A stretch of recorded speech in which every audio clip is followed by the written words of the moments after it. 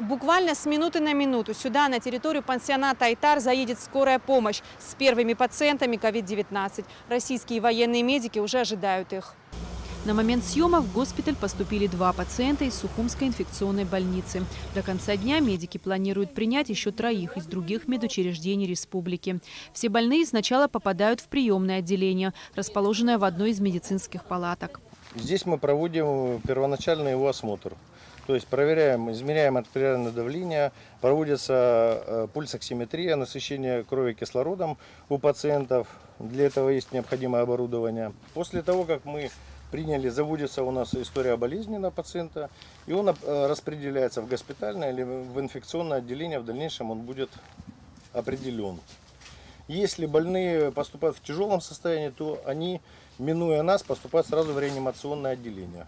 Госпитальное инфекционное отделение расположено в корпусах пансионата, переоборудованных под палаты. Всего мобильный госпиталь рассчитан на 100 больных. Однако, как говорят медики, в случае необходимости есть возможность оборудовать еще 50 койко-мест. В ковид-центре также есть лаборатория, оснащенная необходимым оборудованием. Производим лабораторные исследования на ПЦР, анализы клинические, анализ крови, биохимический анализ крови и общий анализ мочи.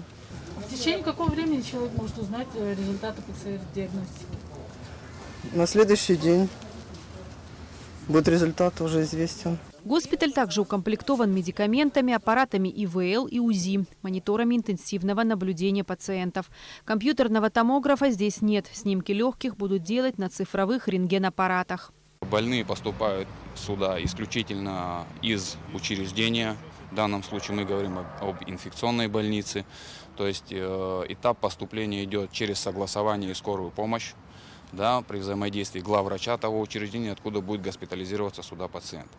Если мы говорим о каких конкретно пациентах, да, то есть подтвержденные они или не подтвержденные, среди всех это будут, конечно же, и подтвержденные, состояние которых ухудшается, да, и помимо того, которые еще не подтверждены, но клиническая картина крайне схожая с COVID-19. То есть они подходят под COVID клиническую картину, в связи с этим их будут доставлять сюда. Они здесь на базе будут уже обследоваться, им будут проводить ПЦР-диагностику, после чего будут получать дальнейшее лечение здесь на территории, соответственно, госпиталя.